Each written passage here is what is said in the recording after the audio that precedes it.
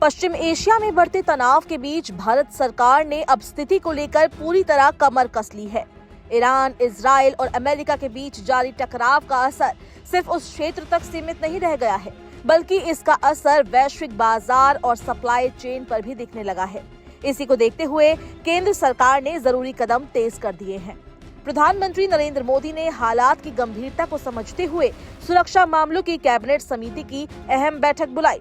इस बैठक में देश के वरिष्ठ मंत्रियों और अधिकारियों के साथ मौजूदा हालात की विस्तृत समीक्षा की गई।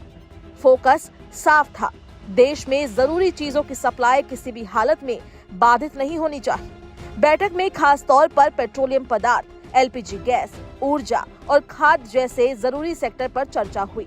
सरकार को अंदेशा है कि अगर पश्चिम एशिया में तनाव और बढ़ा तो इसका सीधा असर भारत की ऊर्जा जरूरतों पर पड़ सकता है। ऐसे में पहले से ही तैयारी मजबूत करने पर जोर दिया गया है। प्रधानमंत्री ने सभी संबंधित मंत्रालयों को निर्देश दिया कि वे लगातार हालात पर नजर रखें और सप्लाई, लॉजिस्टिक्स और वितरण व्यवस्था को पूरी तरह दुरुस्त रखें। उनका साफ कहना था कि आम लोगों को किसी तरह की परेशानी नहीं होनी चाहिए और जरूरी सामान की उपलब्धता हर हाल में बनी रहनी चाहिए।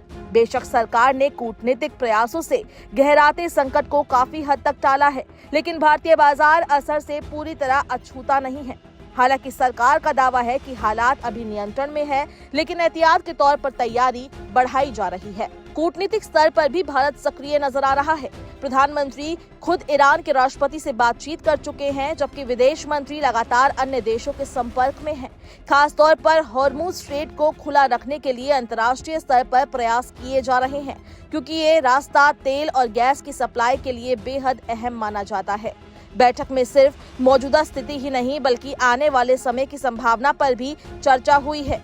अगर युद्ध लंबा खिंचता है तो सरकार पर उसका क्या असर होगा, इस पर भी विस्तार से विचार किया गया है। इसके साथ ही तत्काल और दीर्घकालिक रणनीतियों पर भी काम करने के निर्देश दिए गए हैं। सरकार ने साफ किया है कि कालाबाजारी और जमाखोरी को किसी भी कीमत पर बर्दाश्त नहीं किया जाएगा। इसके लिए राज्यों के साथ समन्वय बढ़ाने पर जोर दिया गया है। खासकर खाद्य और ईंधन जैसी जरूरी चीजों की उपलब्धता सुनिश्चित करने के लिए सख्त निगरानी रखी जाएगी। किसानों को लेकर भी बैठक में अहम चर्चा हुई। खरीफ सीजन को ध्यान में रखते हुए उर्वरकों की उपलब्धता पर फोकस किया गया। सरकार का कहना है कि फिलहाल पर्याप्त स्टॉक मौजूद है, लेकिन भविष्य के लिए वैकल्पिक स्रोतों पर भी काम किया जा रहा है ताकि किसी तरह की कमी न हो। सरकार इस पूरे संकट को लेकर अलर्ट मोड में है। कोशिश यही है कि अंतर्राष्ट्रीय हालात चाहे जैसे भी हो, देश के अंदर आम लोगों को किसी तरह की दिक्कत ना हो और जरूरी चीजों की सप्लाई बिना रुकावट जारी रहे।